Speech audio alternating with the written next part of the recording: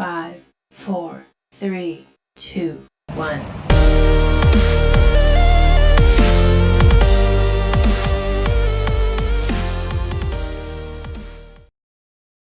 Hi everyone, welcome to another video. I apologize, it's been about a month since I put one out, but as we all know, life happens all around us, right? We can't control everything. But I am back today with an informative video, and today I'm channeling my inner accountant. But once I looked at the outfit, I realized that I'm kind of poking a little bit of fun at myself because I'm an engineer, and many of the engineers I've worked with over the past 20 years or so, half of them dressed like this. So I thought we'd have a little fun with it today, but it's a pretty serious topic. I know everybody's at different points in their lives as far as their monetary situation. You know, some people are just scraping by, some people are barely scraping by, some people are able to sock away a little money and save, and others are just underwater, right? And that's kind of the point today. We don't want to get underwater. This is a prepping channel after all. So today we're going to be covering some high and low tech ways to save and or invest for your future. So as always, anytime you talk finances, you have to give a disclaimer. So anything covered today does not constitute financial or investment advice. We're all here to learn together. I'm still learning. So do your own research. You can lose money if you invest, obviously. So like I said, do your own research and make your own decisions, and hopefully we'll all be better for it in the future. So what exactly are we going to cover today? We're going to cover some high and low tech means of alternative wealth storage. And why do we want to do that? Well, you want to have some kind of wealth stored in other means than your local currency. In my case, it's the US dollar.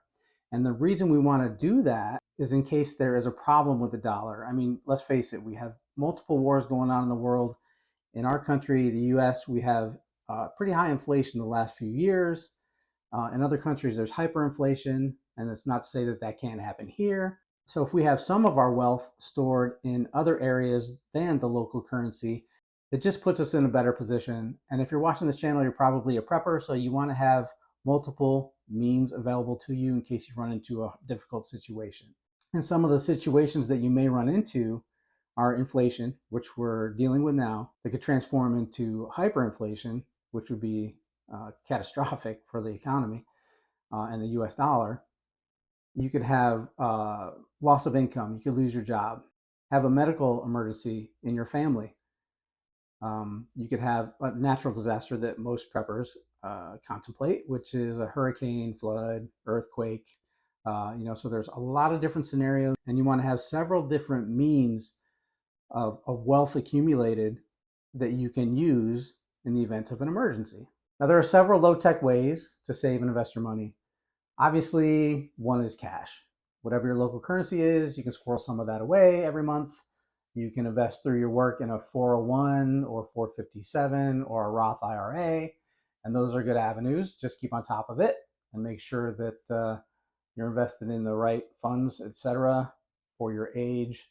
And generally, when a company offers a retirement plan like that, they do have numbers that you can call, the people that you can talk to. And for short-term emergencies, such as after hurricanes, floods, etc., cash is king. So try to squirrel some away if you can to have it available under those circumstances. So for some medium to long-term means of wealth storage, I would say silver. This happens to be a 90% silver coin. Some people go this route. Some people also go silver rounds or silver bars. And there are reputable companies that you can deal with to get those delivered directly to your door. Another form is gold. Now you can go with some bling, some jewelry, or you can go with gold rounds, gold bars, and the same companies that sell the silver sell gold. It's a little more pricey, obviously, but it's another way to store your wealth outside of your local currency. So cash, silver, and gold are very low-tech means of wealth storage and accumulation. Relatively low risk, low reward. They're pretty stable over time. So let's get techie right now and talk about high-tech versions of wealth storage and accumulation. And you know where I'm going? Cryptocurrency. Now wait a minute. Some people are scared off by that. and there's good reasons to be. There's a lot of scamming, and if people don't know what they're doing, they can get burned. Um, Full disclosure, I do have exposure to cryptocurrency, but only Bitcoin. I don't mess with the altcoins because they're up and down and here today, gone tomorrow. Bitcoin has multiple reasons why it's the king.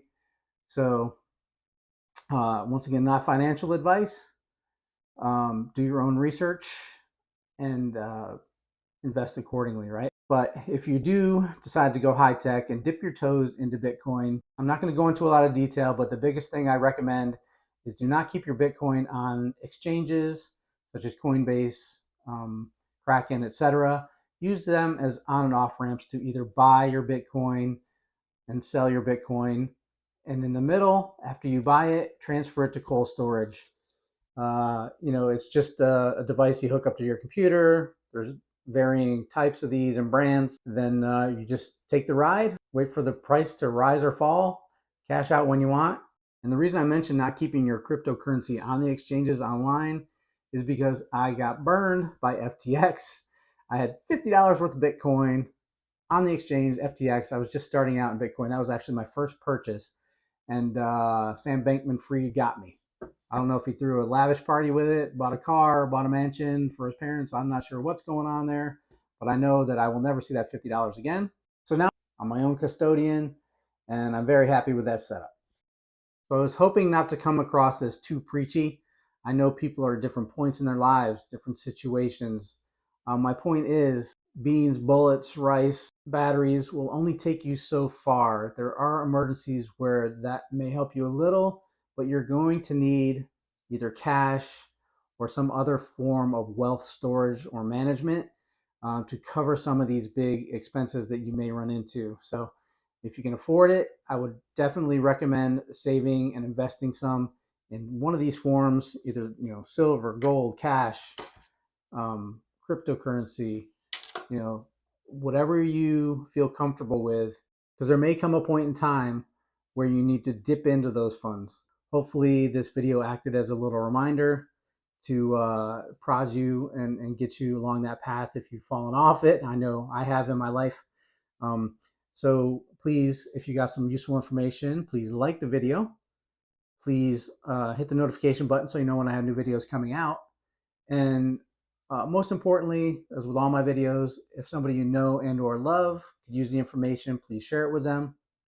Please feel free to comment with your experiences with gold, silver, saving cash, whatever, any interesting stories or whatever. You never know who they may help.